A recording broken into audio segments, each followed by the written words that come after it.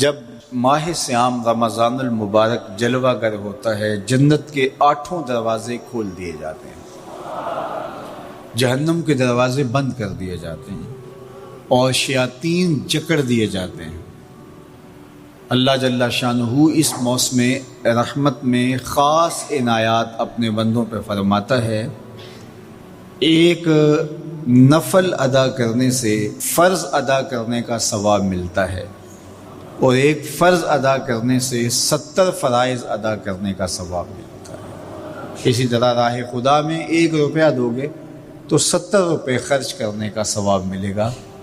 اسی طرح باقی نیکیاں بھی جتنی بھی ہم کرتے ہیں، وہ ایک نیکی کریں گے تو 70 گنا اجر ماہ سیام میں ہمیں نصیب ہوتا ہے۔ اس لیے اہل ایمان کا یہ طریقہ ہے کہ وہ اس مہینے میں کثرت کے ساتھ تلاوت کرتے ہیں، کیونکہ ایک مرتبہ اگر قرآن مجید پڑھ لیا تو 70 مرتبہ قرآن مجید پڑھنے کا ثواب نصیب ہوا۔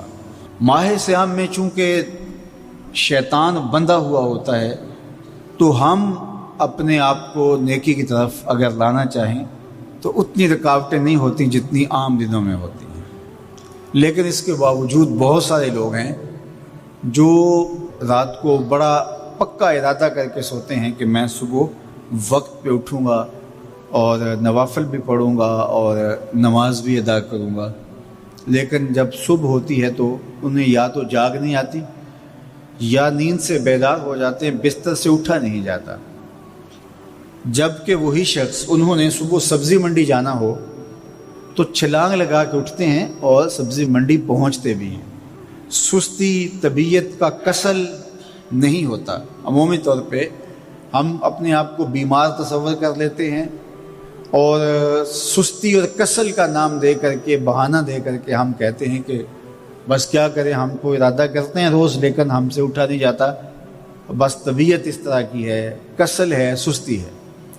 یہ بات ذہن میں رکھیے گا کہ ارادہ کرنے کے باوجود بھی صبح جب ہم اٹھ نہیں پاتے یا کوئی بھی نیکی کا کام ہم کرنے کا ارادہ کرتے ہیں تو ارادہ کرنے کے باوجود ارادہ ہی رہ جاتا ہے، ہم کر نہیں پاتے، تو اس کا سبب یہ ہوتا ہے کہ بہت سارے ہم گناہ کر چکے ہیں اور ان گناہوں کی وجہ سے ہم نیکی کی توفیق نہیں پاتے۔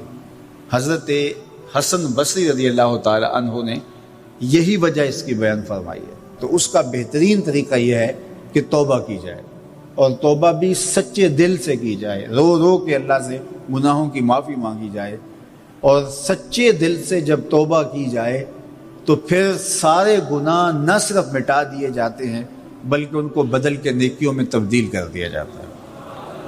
تو ماہ سیام کے اندر پختہ عزم کریں اور اس عزم کو عمل کی شکل دینے کے لیے سچی توبہ کریں کہ ہمارا یہ رمضان اس طرح سے گزرے، یہ مہینہ اس طرح سے بسر ہو کہ ہم اس مہینے میں اللہ تعالیٰ کی قربت حاصل کر لیں، ہم گناہوں سے پاک ہو جائیں اور ہم جو ثمرات ہیں، جو فوائد ہیں اس مہینے کے، وہ ہم سمیٹ سکیں۔ تو یہ وہ مہینہ ہے جس کے انتظار میں میرے اور آپ کے آقا و مولا اپنی آنکھیں لگائے ہوتے تھے اور دن گن گن کے وقت گزارتے تھے کہ ماہ سیام آ رہا ہے۔ تو اس مہینے کا عزت کے ساتھ، تکریم کے ساتھ، اعزاز کے ساتھ استقبال کرو اور اس کو پلکوں پہ بٹھاؤ، اس کو دل پہ بٹھاؤ۔ اس مہینے کی تکریم یہ ہے کہ اس میں ہر برا کام چھوڑ دیا جائے۔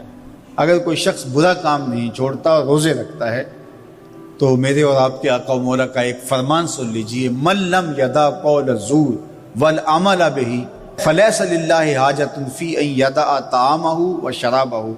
فرمایا کہ جو جھوٹ اور برے کام نہیں چھوڑتا، اس کے بھوکا اور پیاسا رہنے کی اللہ کو کوئی ضرورت نہیں ہے۔ تو روزہ خوراک بچاؤ مہم نہیں ہے جو چلائی جاتی ہے، بلکہ یہ تزکیہ نفس کا موسم ہے، باطن کی صفائی کا موسم ہے، اور باطن کی صفائی نہیں ہوتی جب تک ہم کوشش کریں۔ آپ کے بدن پہ بہت ساری میل چڑھی ہوئی ہے اور جمی ہوئی ہے بدن کے ایک ایک عضو پہ میل، تو آپ پانی میں چھلانگ لگا کے باہر بھی آ جاتے ہیں تو میل نہیں اترتی، چلو کچھ نہ کچھ فرق تو ضرور پڑ جاتا ہے، لیکن میل نہیں اترے گی۔ میل کب اترے گی؟ جب آپ اپنے بدن کو مل مل کے اس کے اوپر صابن لگا کر کے اچھی طرح سے اس کو جب اتاریں گے محنت کوشش سے، تو پھر آپ کا بدن مہک جائے گا، ہلکا پھلکا ہو جائے گا، میل اتر جائے گی۔ یہ موسم رحمت ہے، اللہ کی رحمتوں کا می برسے گا، اس سے کچھ نہ کچھ فائدہ تو ہوگا ہی، لیکن حقیقی فائدہ وہی حاصل کرے گا جو اپنے گناہوں کو مل مل کے دھوئے گا اور اپنے آپ کو صاف کرنے کی کوشش کرے گا۔ تو اپنے من کے میل اتارنے ہیں، اپنے باطن کے میل اتارنے ہیں، اپنے اعمال کی درستگی کی کوشش کرنی ہے۔ صلاۃ التراویح مسجد میں نہیں آ سکتے تو گھروں میں پڑھ لیجئے، جس طرح بڑی عمر والے لوگوں کو، بیمار لوگوں کو کہا گیا کہ آپ گھروں میں پڑھ لیں، بچوں کو کہا گیا، لیکن چھوڑیے گا نا۔ یہ رمضان المبارک کا خاص عمل ہے۔ آج کل دین بیزار طبقہ مختلف جگہوں پہ بیٹھ کے مسجد پر، مدرسے پر، تراویح پر، ان چیزوں پر تبصرہ کر رہا ہے اور اتنا ہلکا ثابت کرنا چاہ رہا ہے ان امور کو، جس طرح یہ چیزیں ہوتی کچھ نہیں ہیں۔ جبکہ ماہ صیام کے قیام پر میرے اور آپ کے آقا مولا نے بشارت دیتے ہوئے فرمایا، من قام رمضان ایمانا و احتسابا غفر له ما تقدم من ذنبہ، جس نے رمضان المبارک کی راتوں میں قیام کیا ایمان اور محاسبہ نفس کے ساتھ، اللہ اس کے پچھلے سارے گناہ معاف فرما دیتا ہے۔ یہ بہت بڑی دولت ہے، تو اس دولت کو ضرور سمیٹیے گا، ضرور حاصل کیجئے گا۔ من کی ستھرائی، عفت اور پاکیزگی کا سامان کیجئے گا۔ اللہ آپ سب کو اپنی امان میں، اپنی حفاظتوں کے حصار میں رکھے۔